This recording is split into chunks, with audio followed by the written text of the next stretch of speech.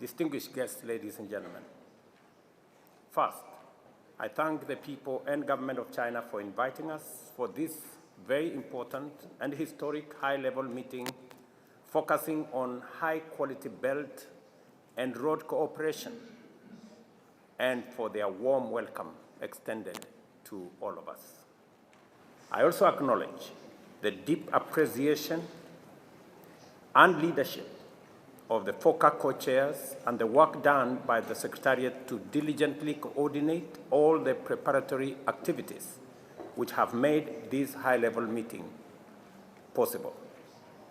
Further, I take this opportunity to commend the strong vision and effective leadership through which His Excellency President Xi Jinping has made unique contributions to the strengthening of cooperation between Africa and China, particularly through the Belt and Road Initiative and the 4 global initiatives which encompass a broad range of transformative undertakings in development, security, and culture, and for the wide-ranging statement and the 10-point partnership action plan that encompasses China's support for Africa to access concessional resources and credit facilities, and for opening up China's market to those of us in the African continent.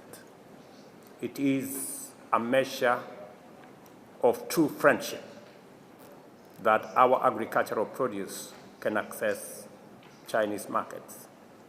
Without a doubt, the impact of the programs and projects under BRI is demonstrable, significant, and positive across the African continent, from north to south and from east to west.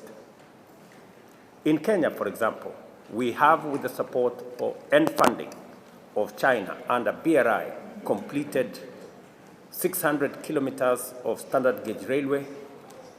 We have completed phase 1 of Lamu Port.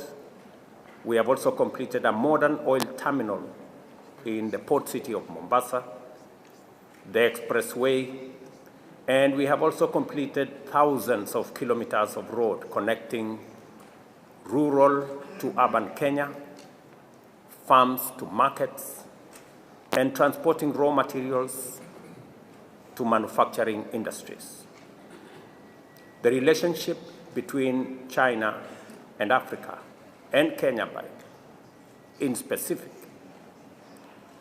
is so real that this year, early this year, when I went to one of our rural towns, and the citizens were asking me for an airstrip, when I asked them where they wanted to travel to if the airstrip is built, they said they wanted to travel to China.